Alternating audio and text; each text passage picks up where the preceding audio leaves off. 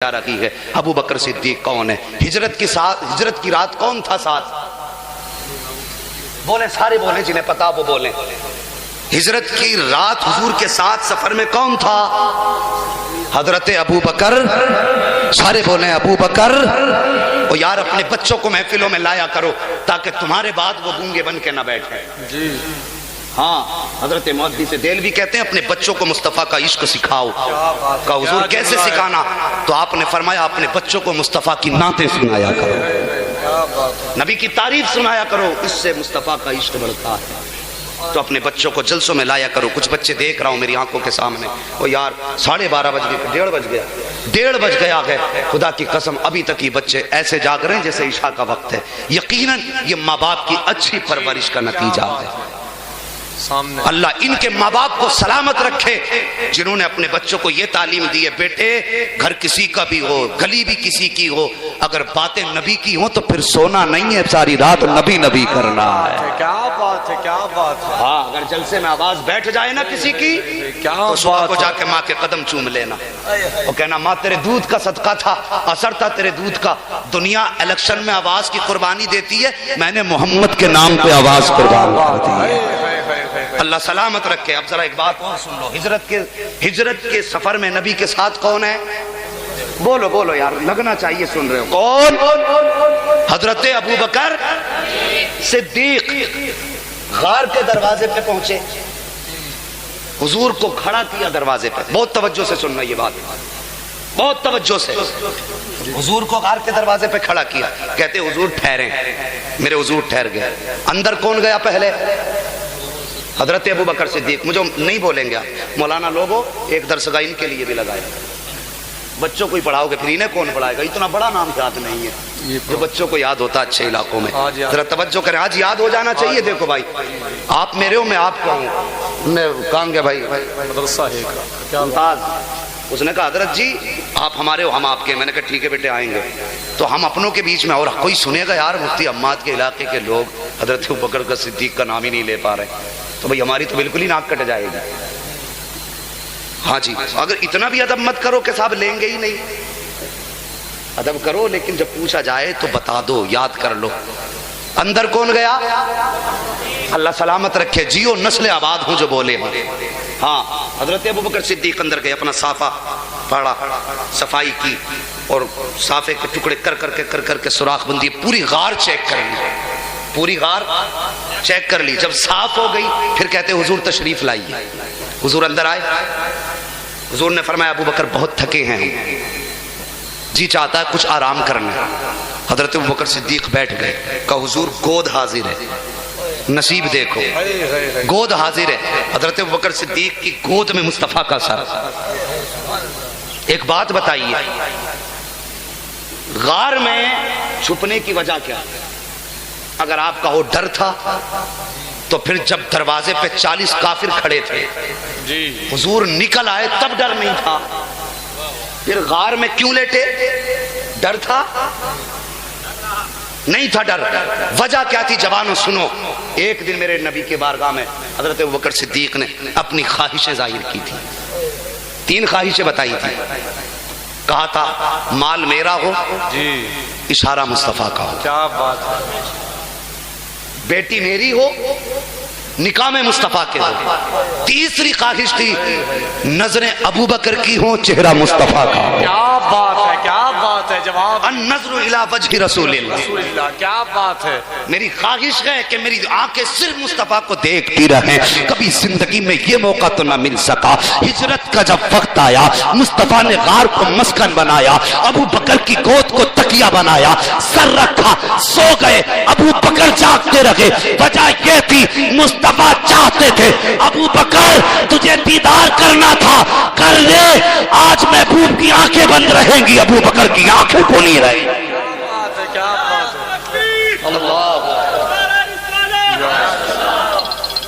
یہ تھی وجہ، دیدار کرانا تھا ابو بکر کو۔ اب توجہ کریں، سانپ نے کاٹا، بولو ایسے نہیں، پھر سلام پڑھ لیں اگر کہو تو پھر بولیے ذرا، سانپ نے، آنکھ میں آنسو آئے، جب کہ مصطفیٰ کے چہرے پر آنکھیں کھولی۔ ابو بکر کیوں روئے؟ حضور لگتا ہے کسی کیڑے نے کاٹا ہے۔ زہر پھیل رہا ہے، مصطفیٰ نے لعاب دہن لگایا، شفا ہوئی کہ نہیں؟ کیا بات ہے، کیا بات ہے بھائی. جن کے تلووں کا دھوبن ہے آب حیات، ہے وہ جانے مسیحا ہمارا نبی. کیا اور یار بلا وجہ میں بریلی سے عشق نہیں کرتے ہم، اس لیے نہیں کہ وہاں پہ کئی مزار ہیں، اس لیے نہیں کہ وہاں پہ خوشبو اچھی آتی ہے، نہیں، بریلی سے اس لیے پیار کرتے ہیں کہ بریلی میں وہ لیٹا ہے جو ساری زندگی مصطفیٰ کی عظمتوں پہ پہرے دیتا ہے. کیا بات ہے، جواب نہیں. عشق تیرے صدقے جلنے سے چھٹے سستے، جو آگ بجھا دے گی وہ آگ آگ لگائی ہے. اور آگ ایسی نہیں لگی تھی، کہتے ہیں اے دل یہ سلگنا کیا، جلنا ہے تو جل بھی اٹھ، دم گھٹنے لگا ظالم کیا دھونی رمائی. یہ عشق تھا ان کا. تو بس توجہ کریں، اللہ اکبر، شفا ہو گئی. اس کے بعد کہتے ہیں حضور پیاس لگی ہے. کیا کہا حضور؟ پیاس لگی ہے. حضور نے فرمایا ٹھیک ہے، پیاس لگی ہے، پانی پینا؟ جی. حضور نے فرمایا جاؤ غار کے بیچ حصے میں چلے جاؤ. کہاں بھیجا حضور نے؟ غار کے بیچ حصے. مثال کے طور پر ایک برآمدہ ہے، دو لوگ اس کے اندر ہیں. ایک آدمی وہ ہے جس نے پورے برآمدے کی صفائی کی ہے، سمجھ رہے ہیں میری بات؟ ایک وہ جس نے پورے برآمدے کی صفائی کی ہے، اسے یہ بھی معلوم ہے کہاں سوراخ ہے، اسے یہ بھی پتا کہاں گڈھا ہے، اسے یہ پتا کہاں پتھر ہے، وہ سب کچھ صاف کر چکا ہے. اگر اس میں پانی رکھا ہو تو صفائی کرنے والے کو دیکھے گا کہ نہیں؟ بالکل دیکھے گا نا. اللہ سلامت رکھے. دیکھو اب دل لگا بولنے میں، یہ سامنے والے ہی بولتے رہے مزہ آ جائے گا، پیچھے والوں کا کام تو آگے والوں کے صدقے میں ہوتا رہتا ہے. ہاں بس توجہ کیجئے. دکھتا کہ نہیں دکھتا پانی؟ اگر پانی ہوتا تو وہ حضور سے مانگتے نہیں مانگتے. اگر پانی اس وقت غار میں ہوتا تو حضور سے نہیں مانگتے، لیکن کہتے حضور پیاس لگی ہے. میرے نبی نے فرمایا ابو بکر بیچ غار میں چلے جاؤ. حضور نے کہا بیچ غار میں چلے جاؤ. صفائی ابو بکر نے کی ہے، جانتے غار میں کہاں کیا رکھا ہے، لیکن حضور نے کہا بیچ غار میں چلے جاؤ، جا کے پانی پی لو. یہ نہیں کہا حضور صفائی میں نے کی ہے، ابھی کہیں پانی نہ تھا، لیکن وہ صحابی تھے مصطفیٰ کے. اور پھر ابو بکر ہے. جب مصطفیٰ نے کہہ دیا نا غار کے بیچ میں چلے جاؤ، اٹھے پانی کی طرف چلنے لگے. جیسی یہ چلے ہیں وہاں اس وقت پانی نہ تھا، لیکن جب ابو بکر اٹھے قدم بڑھایا، رب نے حکم فرمایا اے جنت کی نہروں کے فرشتوں، دیکھو میرے محبوب نے ابو بکر کو پانی کا پتہ بتا دیا ہے، بیچ غار میں بھیجا ہے. اس سے پہلے کہ ابو بکر بیچ غار میں آئے محبوب نے کہہ دیا ہے جنت کی نہر کا رخ لو اور جا کے غار کے اندر کر دو، تاکہ ابو بکر کے پہنچنے سے پہلے جنت کی نہر پہنچ جائے. اب توجہ کریں، پانی آیا کہاں سے؟ جنت سے. حضرت ابو بکر گئے، پانی پیا، واپس آئے. کیا بات ہے. میں بتا رہا ہوں ابو بکر کون ہے. اور مل جائے نا ایسا کوئی چبڑا جو نبی کے ابو بکر کو گالی دیتا ہو، بہت میں کریو گردن پہلے توڑ دی. بہت دن ہو گئے مناظرے کرتے کرتے، اب اس کا دور نہیں ہے. اب حضرت عمر کا عمل اپنانا پڑے گا. گردن بعد میں پہلے توڑ دو، پھر پوچھو کدھر سے آیا. ہاں ایسے لوگوں کو اب زمین پہ جینے کا ادھیکار نہیں. کون ہے ابو بکر؟ آئے پی کے حضور کے پاس. میرے نبی نے فرمایا ابو بکر؟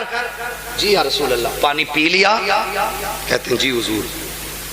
پھر حضور نے مسکرا کے فرمایا ابو بکر بتاؤ پانی کیسا تھا؟ بات سمجھ گئے تو ذرا بول دو سبحان اللہ. اور تمہاری نسلیں آباد ہوں ذرا اور اونچا بول دو. اگر پیٹ میں کچھ سہارا لے کے بیٹھے ہیں تو اللہ کرے نظر نہ لگے اور اونچا بول دو سبحان اللہ. اللہ بھلا کرے. بس توجہ کریں. حضور نے فرمایا ابو بکر پانی کیسا تھا؟ اب حضرت ابو بکر کا جواب سنو. کہتے ہیں یا رسول اللہ جب میں پانی کے قریب پہنچا تو پانی کو دیکھا دودھ سے زیادہ سفید تھا. کیا بات ہے. جب میں نے اس کو اٹھایا ہاتھ سے پکڑا تو برف سے زیادہ ٹھنڈا تھا.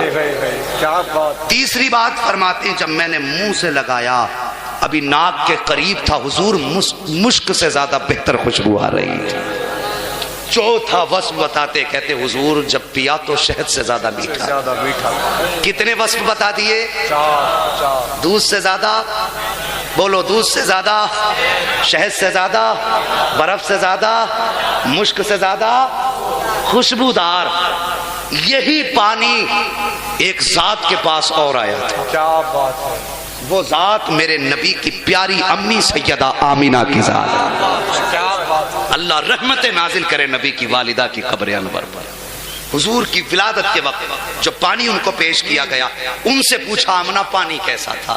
فرماتی دودھ سے زیادہ سفید تھا، مشک سے زیادہ خوشبودار تھا، شہد سے زیادہ میٹھا تھا، برف سے زیادہ ٹھنڈا تھا۔ میرے نبی نے فرمایا ابو بکر یہ صفتیں تھے؟ جی یا رسول اللہ۔ اس کے بعد آقا فرماتے ہیں ابو بکر بتا یہ پانی آیا کہاں سے تھا؟ اب جواب سنو، پانی غار میں نہ تھا، نبی پوچھ رہے ہیں ابو بکر کہاں سے آیا؟ کہتے ہیں اللہ و رسولہ عالم، اللہ اور اس کا رسول ہی جانتا ہے۔ آقا پتہ نہیں، یہاں تو تھا ہی نہیں، آیا کہاں سے؟ غیب یا تو رب کو ہے یا رب کے بتائے سے مصطفیٰ کو ہے، اس کی خبر یا تو رب کے پاس ہے یا پھر مصطفیٰ کے پاس ہے۔